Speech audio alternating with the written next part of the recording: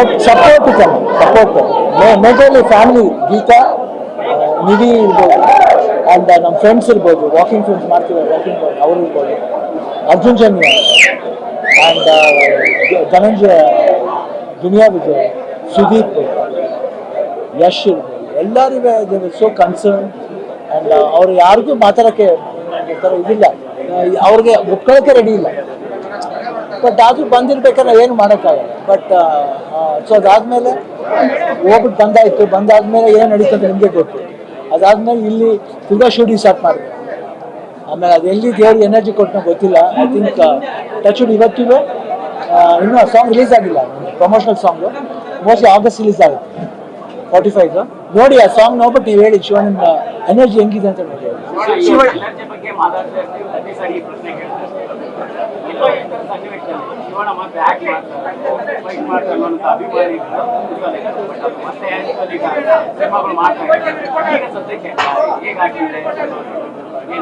ನಡೀತಾ ಇದೆ, ಸ್ಟಾರ್ಟ್ ಆಗ್ತಾ ಇದೆ.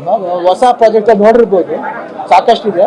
ಅದಕ್ಕೆಲ್ಲ ಡೇಟ್ ಒದಗಿಸ್ಬೇಕು. ಯಾಕಂದ್ರೆ ನಮ್ಮ ಹೋಮ್ ಪ್ರೊಡಕ್ಷನ್ಗೆ ಡೇಟ್ ಒದಗಿಸಲ್ಲ. ಈಗ ಪ್ರೊಡ್ಯೂಸರ್ ನಾನು ಬೈತಾ ಇದ್ದೀನಿ, ನಮ್ದು A4 ಅನ್ನೋದು ಯಾವಾಗ ಅಂತ. ಬಟ್ ಅವ್ರಿಗೆ ರಿಕ್ವೆಸ್ಟ್ ಮಾಡಿಕೊಂಡು ಒಂದು 2-3 ಸಿನಿಮಾ ಇದೆ, ಅದಾದ್ಮೇಲೆ ಮಾಡ್ಕೊಡ್ತೀನಿ. ಅಣ್ಣ, ಇನ್ನೊಂದು 666 ಆಪರೇಷನ್ ಅದರಲ್ಲಿ ತೇಟ ಅಣ್ಣವರು ಫೀಲಿಂಗ್ ಸ್ಟೈಲ್ ಸಕ್ಕದಾಗಿದೆ, ಒಂದು ಸ್ಪೈ ಕ್ಯಾರೆಕ್ಟರ್. ಸೊ ನಿಮ್ಮ ಲುಕ್ಕೆ ಒಂದು ಜನರಿಗೆ ಒಂದು ಇದಾಗಿದೆ. ಆ ಸಿನಿಮಾದಲ್ಲಿ ಹೇಮಂತ್ ಅವ್ರ ಜೊತೆ ಅವರೆಲ್ಲ ಎಷ್ಟು ನಿಮಗೆ ಸಪೋರ್ಟಿವ್ ಆಗಿದೆ ನೋಡಿ. ಹೇಮಂತ್ ಅವರು ಡಿಸೈನ್ ಮಾಡಿದ ಕ್ಯಾರೆಕ್ಟರ್ ಅದು.